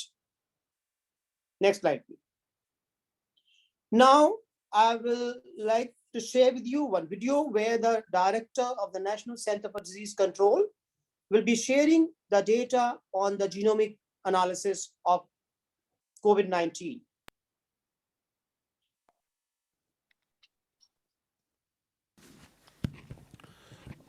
बहुत बहुत धन्यवाद। और जैसा कि अभी love Agarwal sir ने बताया है, मैं उसको 2-3 चीज़ों को और आपका ध्यान आकृष्ट करना चाहूँगा। पहली चीज़ जो ओमिक्रॉन का प्रतिशत है, मतलब हम जितने सीक्वेंस करते हैं उनमें जितने प्रतिशत ओमिक्रॉन हमें मिलता है, उसमें दिसंबर और जनवरी के माह में अपेक्षाकृत बहुत ज़्यादा बढ़ोतरी हमें देखने को मिली है। दिसंबर के माह में अगर हम देखें तो सिर्फ हमें 1292 ओमिक्रॉन मिले थे और 17,000 से ऊपर हमारे डेल्टा वेरिएंट के या डेल्टा की सब लीनिएज वेरिएंट मिले थे। उसी को हम अगर जनवरी के माह में देखेंगे तो 9,672 हमें ओमिक्रॉन मिले हैं, और जो कि करीब करीब 75% तक होता है। और इसी के साथ में अगर हम डेल्टा और AY सीरीज़ को देखेंगे तो 3201 और 1578 डेल्टा वेरिएंट मिले हैं। और ओमिक्रॉन की जहाँ तक हम बात करें, इसके दो मुख्य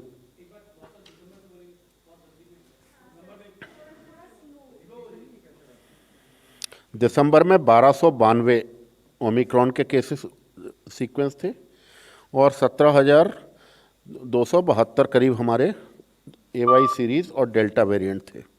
जनवरी में 9,672 हमें ओमिक्रॉन के वेरिएंट्स मिले हैं, और हमारे जो AY सीरीज़ के हैं वो 3201 और डेल्टा के हैं 1578। ये 4,779 दोनों मिला के होते हैं। और इसी प्रकार हम देखेंगे कि हमारे दो इसके सब वेरिएंट्स जो हमको सब लीनिएजेस मिले हैं, BA.1 एंड BA.2। BA.3 हमारे यहाँ नहीं मिला है, और ये दोनों वेरिएंट पहले BA.1 का प्रतिशत ज़्यादा था, जो कि मुख्यतः ट्रैवलर्स के द्वारा जो सैंपल्स हमने एनालाइज किए थे उनमें पाया गया था। आज की तारीख में जो कम्युनिटी में हमें मिल रहा है, ये देखने को मिल रहा है कि ग्रेजुअली BA.2 का प्रतिशत बढ़ता जा रहा है, और इसमें भी कुछ राज्य हमारे लिए प्रमुखता से BA.2 का प्रेवलेंस बताते हैं। इसका हम अगर इसको और उसमें देखना चाहें तो आज की तारीख में जैसे 3 राज्यों में ही हमें डेल्टा के वेरिएंट मुख्यतः मिले हैं, जिनमें उड़ीसा है, वेस्ट बंगाल है और महाराष्ट्र है, जिनमें हमको हमारे जो सीक्वेंसिंग के आधार पर हमको डाटा कहता है। लेकिन मैं साथ में 2-3 चीज़ें और कहना चाहूँगा कि ऐसा नहीं है कि पूरे सब जगह हमें सिर्फ ओमिक्रॉन वेरिएंट ही के केसेस मिल रहे होंगे। इसका मतलब ये है कि हमें कई जगह साथ साथ डेल्टा वेरिएंट का प्रकोप भी पूरी तरह समाप्त नहीं हुआ है, चाहे वह हमारा दिल्ली का प्रदेश ही क्यों ना हो। तो ये एक बहुत ध्यान देने योग्य बात है कि हमको जो क्लिनिकल सीवियरिटी या जो हॉस्पिटलाइजेशन मिल रहा है, इसमें ओमिक्रॉन के साथ साथ डेल्टा का भी प्रकोप मिल सकता है। इसलिए बहुत आवश्यक है कि हम लोग जो हमारे केसेस हॉस्पिटल में आ रहे हैं उनको सिर्फ एक ही दृष्टि से ना देखें कि उनका जो सीवियरिटी होगी बहुत ही माइल्ड होगी और बहुत ही, जहाँ तक हमने देखने को मिला है आज तक का हॉस्पिटलाइजेशन का डाटा ये भी बताता है कि जिनमें कोमॉर्बिडिटीज़ हैं या जो अनवैक्सीनेटेड हैं उनमें हमें डेथ का प्रतिशत भी, दिल्ली का आज का ही डाटा है कि हमें करीब करीब 64% तक जो डेथ मिली हैं वो दिल्ली के अनवैक्सीनेटेड लोगों की है, और उसमें कोमॉर्बिडिटीज़ के लोगों की संख्या बहुत ज़्यादा है। मतलब कोमॉर्बिडिटीज़ और जो अनवैक्सीनेटेड हैं वो आज की तारीख में हमारा बहुत बड़ा एक हाई रिस्क ग्रुप बताता है। बस मैं इतना ही इसमें जोड़ना चाहूँगा। धन्यवाद। So you know the reality of pandemic today. How mixed is the situation? People think that it's only Omicron, while actually on the ground, it is a mixed picture of Omicron and Delta together. And within Omicron, you find AY1 and AY2 and AY3 not there. And that too, in different states, AY1 dominates, other states AY2 dominates. So it's a definite situation of alarm, of eternal vigilance is the only solution. Let's see the global picture by the World Health Organization about variants of concern. This is the current thinking by the World Health Organization on the Omicron variant of concern. Let's talk about transmissibility. The Omicron variant has a significant growth advantage, a higher secondary attack rate, and a higher observed reproduction number as compared to the Delta variant. And as a result, it is rapidly replacing the latter globally. It is thought that this transmission advantage is largely due to Omicron's ability to evade the immunity following infection and or vaccination. However, compared to the Delta variant, Omicron is able to more rapidly infect the tissues of the upper respiratory tract rather than the lungs, which may also help the spread of this variant. Studies conducted in the United Kingdom and Denmark showed that the household contacts of cases with the Omicron variant were more likely to be infected as compared to those who were contacts of cases with the Delta variant. The household secondary attack rate in the study conducted in the United Kingdom was 13.6% for the Omicron as compared to 10.1% for the Delta variant. And for the study conducted in Denmark, 31% of Omicron as compared to 21% for the Delta variant. Additionally, studies conducted in India and South Africa have reported a higher proportion of asymptomatic infection at the time of testing among individuals infected with Omicron compared to infection with Delta. The higher occurrence of asymptomatic presentation may result in a lower rate of detection and thus may further contribute to transmission. Let's see the other aspect of Omicron. Disease severity. Epidemiological trends continue to show a decoupling between case incidents, hospital admissions, and deaths in most countries when compared to the epidemic waves due to previous variant. This is likely due to a combination of the lower intrinsic severity of the Omicron variant, including increased likelihood of replication in the upper respiratory tract rather than the lungs, and preservation of protection against severe disease following vaccination. Several studies have evaluated the risk of hospitalization and severe disease with Omicron as compared to Delta. An analysis from the United Kingdom Health Security Agency with a Medical Research Council, that is MRC, Biostatistics Unit, the University of Cambridge, showed a 47% reduction in the risk of presentation to emergency care or hospital admission with Omicron compared to Delta, with a hazard ratio of 0.53, and 66% reduction in the risk of admission from emergency department with a hazard ratio of 0.33. However, the uncertainty remains about the severity and the impact of hospitalization in population with low vaccination coverage or prior exposure to SARS-CoV-2 infection. Next slide. Let's update ourselves on the impact on immunity for the Omicron variant. The Omicron variant has an increased ability to evade the immunity as compared to previous variant, causing reinfections in those who have had a previous infection and in those who have been vaccinated.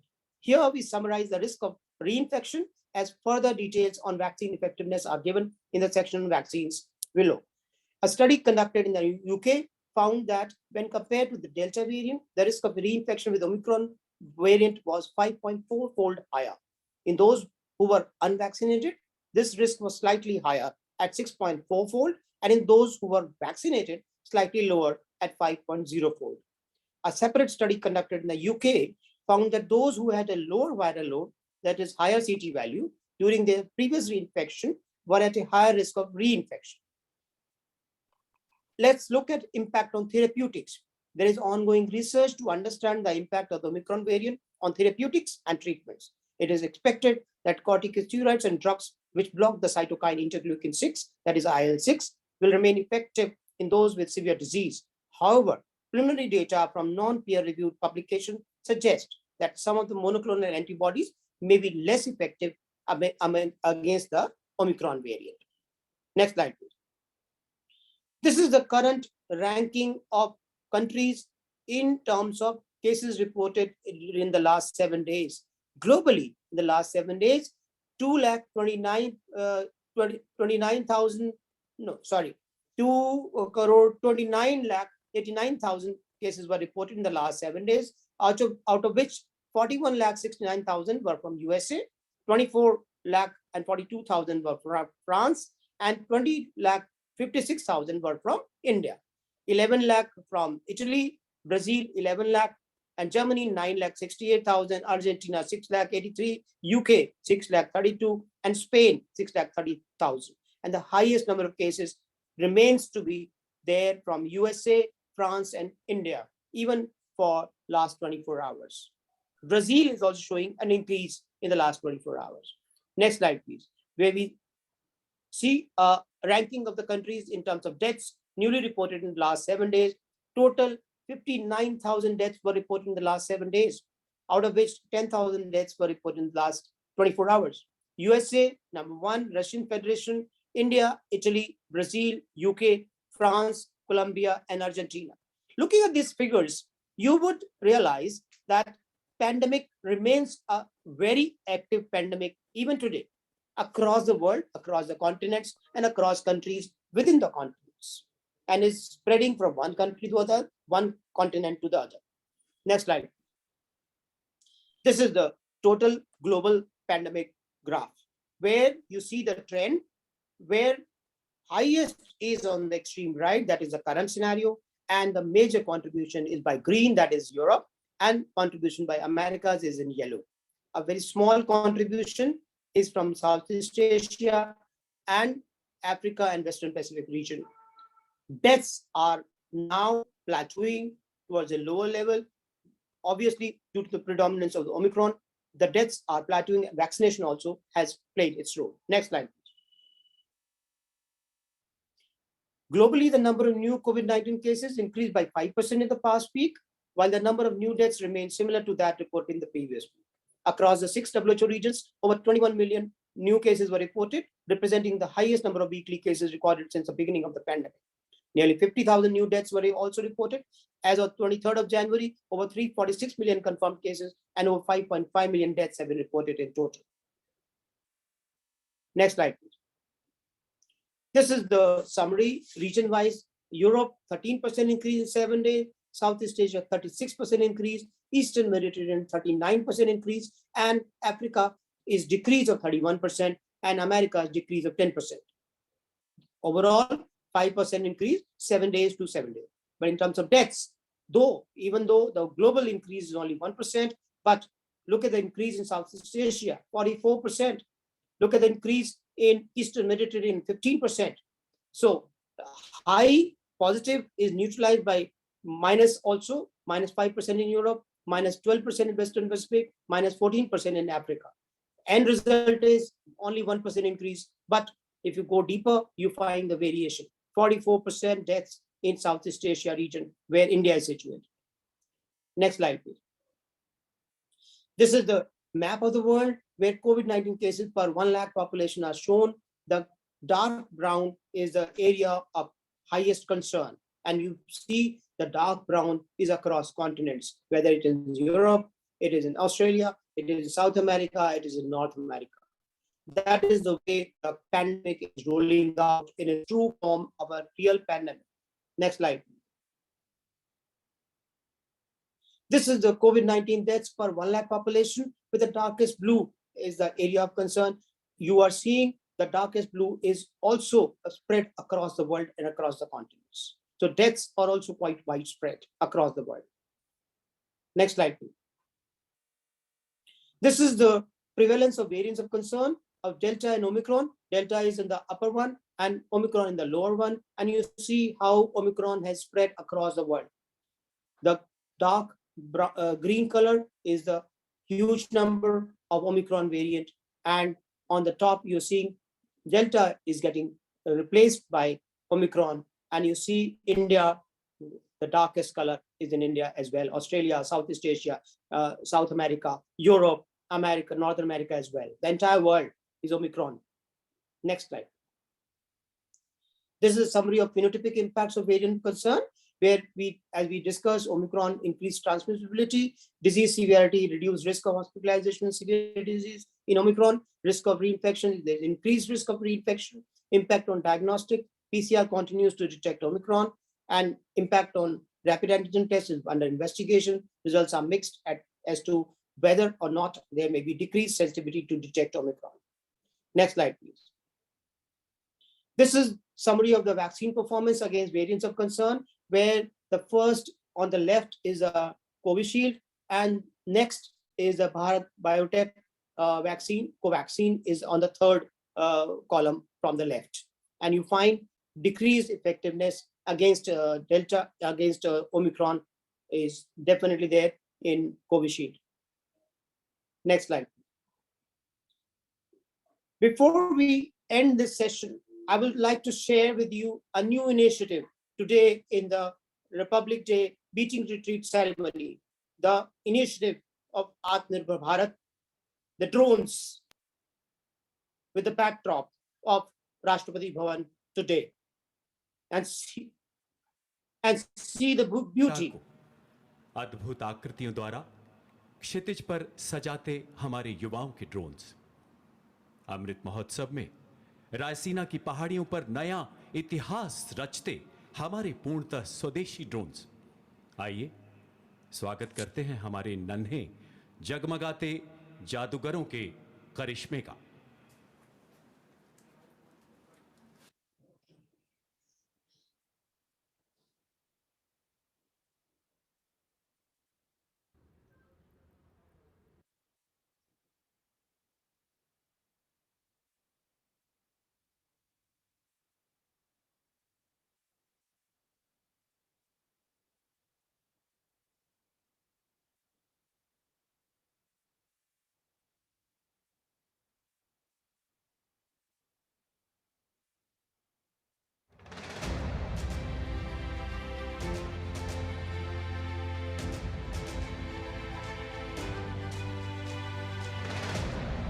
साहस, शौर्य और पराक्रम का केसरिया रंग, शांति, सौहार्द, अमन का श्वेत वर्ण, उर्वरता, पवित्रता, समृद्धि की हरित द्युति, ये तीनों जैसे ही एक साथ आते हैं, हर भारतीय के मन में एक जल तरंग सी बज उठती है। फिर चाहे वो भारतवासी दुनिया के किसी भी कोने में क्यों ना बसता हो। भारत ने तो सदा से सारे संसार को अपना परिवार माना है। तभी तो हजारों वर्षों पहले हमारे ऋषियों ने कहा था, वसुधैव कुटुंबकम। अगर हम विश्व की विभिन्न पुरातन संस्कृतियों के इतिहास को देखें तो पाएंगे, कुछ खास है कि हस्ती मिटती नहीं हमारी। सदियों रहा है दुश्मन दौए जमा हमारा, सारे जहां से अच्छा हिंदुस्तान हमारा, सारे जहां से अच्छा हिंदुस्तान हमारा।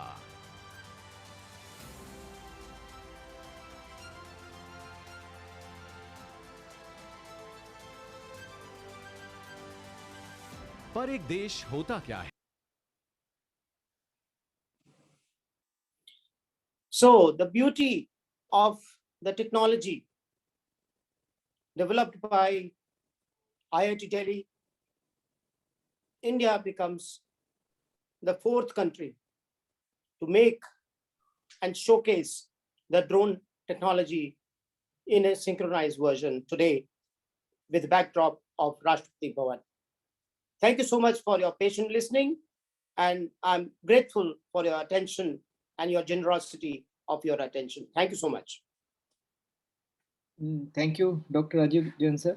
And the last video was really very good regarding this Atmanirbhar Bharat, and this Atmanirbhar Bharat concept we have seen for almost last 2 years in mitigating COVID in India, starting from developing vaccines, then providing infrastructure, developing infrastructure, then oxygen. So India has come a long way, and even this COVID portal also, India has come a long way in mitigating COVID, but still, as you rightly said, that pandemic still remains very active, and it is very much there, and eternal vigilance is the only solution. Although people feel that Omicron causes very mild symptoms, but as you rightly said, that Delta is still very much existing along with the Omicron, and the people who are with comorbidities or with low immunity, they are the worst affected. So they need to be more careful rather than exposing themselves to the virus by not following the COVID appropriate norms. And vaccination, although Omicron evades immunity, evades vaccine immunity, but still more and more of us, they should get vaccinated even with this with the booster dose, which selected group will be getting on through the COVID portals, and the children also, they need to be vaccinated. So soon we feel that we will be developing a sort of herd immunity where it will just become an endemic and situation, and we all will be out of this COVID pandemic fear. So if there is any question from the panelists or the attendees, they can ask from Dr. Rajiv sir. Dr. Tyagara sir, if you have any question, Dr. Pingle sir, Dr. Kamla Fartial ma'am, or else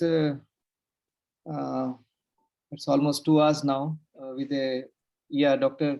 Pingle sir. Actually, it's not a question, but one reality check now.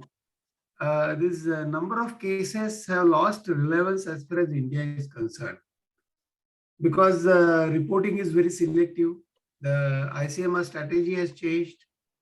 Home testing is being done. A lot of people are not getting tested because they know Omicron, it's mild, we'll just treat clinically. Even doctors don't advise testing. So now henceforth, we'll have to monitor only the hospitalization cases and deaths, probably, and whatever genomic things we get. So these are the only things by which we'll have to monitor in future from now onwards. The government is also now sort of taking a policy that now it's up to you. We are opening up everything. Enough is enough. And you take care of yourself. So that kind of a thing is happening. We do not know how it will work out. If Omicron and milder variants are there, then probably we will go through without much of issues. But if something like Delta comes up again, some other variant, then we will have a big problem. That's my current view. Jain sir? By and large, yes, but the problem in India, and I'm sharing this diversity in the previous discussions as well, India lies actually in its districts which are predominantly rural or which have a mixed population. And if I had deliberately shown the 402 districts in India where the test positivity rate in the last 7 days was more than 10%. That's an attempt to showcase that this data is available, but the next step for this data to be used for diverse containment measures is required at the ground level, which unfortunately in India does not exist. Taking action based on data is a unique capability which is required at the district and sub-district level.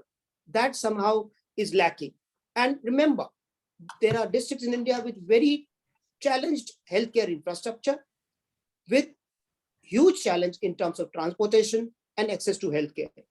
And Director NCDC was very rightly saying that 3-4 states like Odisha he mentioned, West Bengal he mentioned, the substantial transmission due to Delta is still occurring.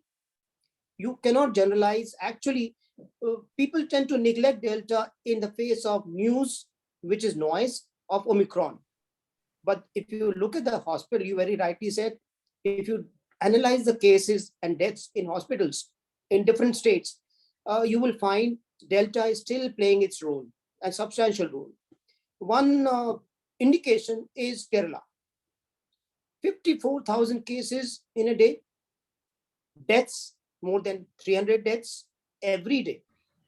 So one needs to be prepared for episodic, sporadic upsurge of not only cases, but hospitalizations and deaths.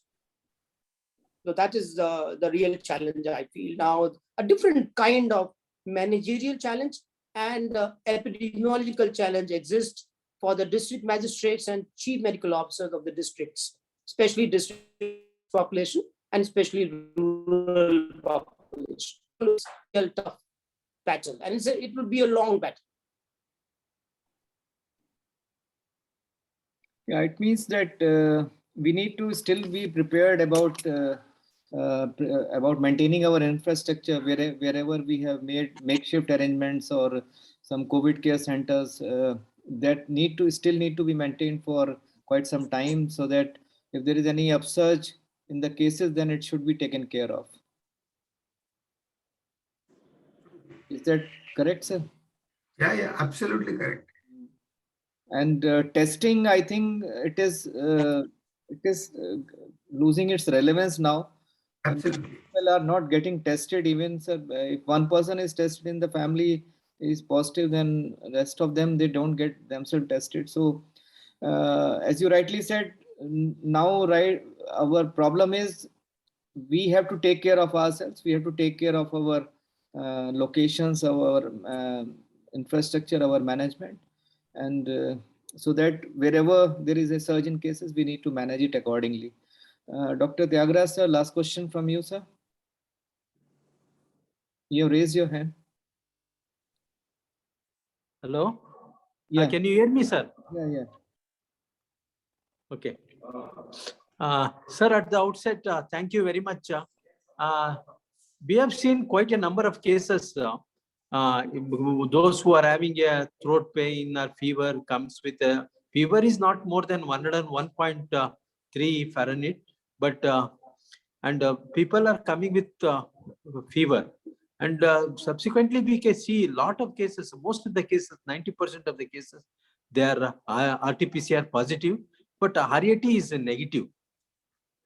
Even in my son case, who worked in COVID camp in near in Asan district, because he's a medical officer, government medical officer. He works for Karnataka government, and he was posted to COVID center.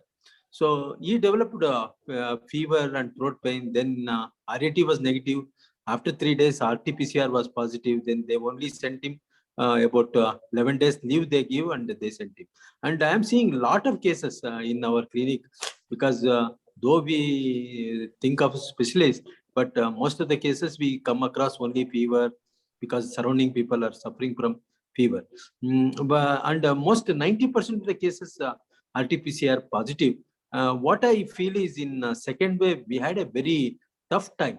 We could not get this one beds, we could not get oxygen, and so much a problem we had. I think if the government or this one, if they continue with the bed oxygen facility, this will be very helpful for us.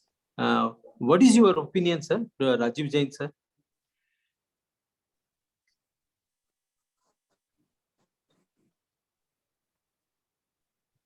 Actually, the maintaining temperature at normal level is of utmost importance. The use of paracetamol is very important. Along with paracetamol, hydration is number 2. But a word of caution: you may not be able to identify as to the individual patient is having Omicron or Delta.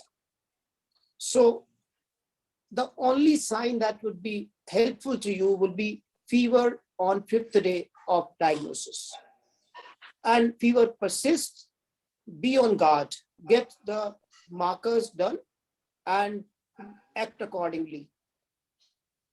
Oxygen saturation will still need to be monitored, because even in this wave, in Delhi itself, in Karnataka, in Maharashtra, in Bengal, in Odisha, if you talk to the clinician, they will tell you they are getting cases with sudden increased need for oxygen. So there are cases which are coming up who require emergency admission and ICU treatment. So be on guard to identify the cases who worsen suddenly.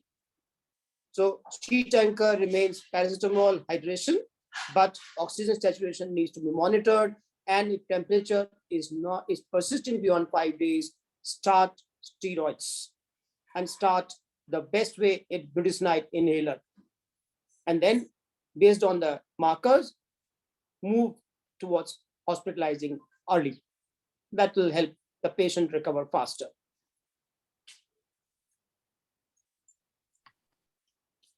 So I think Dr. Tyagara's query has been addressed by Dr. Rajiv Jain sir. So with this, I think we can conclude the session with the take-home note that yes, we have to be on guard, and we have to maintain all our infrastructure for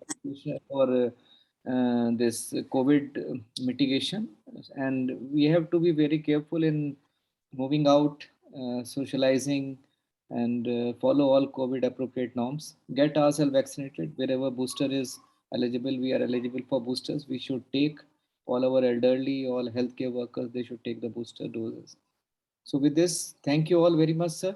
Thank you, Dr. Rajiv Kumar Jain, sir, and Dr. Ruchika Kubba, madam, and Dr. Shushmita and Dr. Rupini for sparing your valuable time, all the panelists and all the participants. Those who have missed this session, they can revisit our IGNOU DigiConnect webinar YouTube channel. It will be soon uploaded on the IGNOU DigiConnect webinar YouTube channel also. So thank you all very much. See you all next week at 6:30 p.m. Sharp. That is our commitment to every one of us. Thank you. Sir, thank you. Thank you so much. Thank you so much.